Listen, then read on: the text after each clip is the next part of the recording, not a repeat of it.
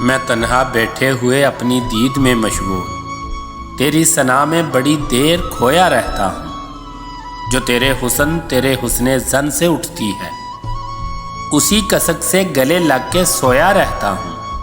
میں جانتا ہوں نہیں ہے، کہیں نہیں ہے تو، پر ایک عکس ہے جو اب بھی اپنی طاق میں ہے، تیرے نہ ہونے سے، تیرے حواس کھونے سے، کوئی تو رمز نظر باقی میری خاک میں ہے۔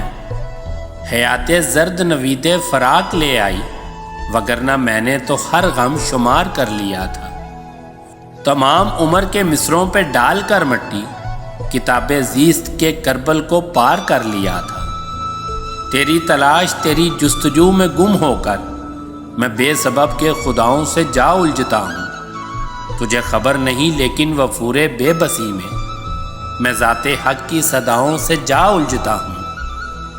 انہی صداؤں نے میرے وجود سے پردہ کبھی اٹھایا نہ ہوتا تو کیا برا ہوتا۔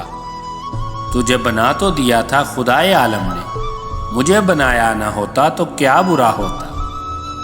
مگر یہ سچ ہے میری ذات کے تخیل میں ہر ایک آہت غافل سے خوف کھاتی ہے، نگاہ شوق میں رکھتے ہوئے حیا کا طلسم تیرے شباب کی قیمت گرائی جاتی ہے۔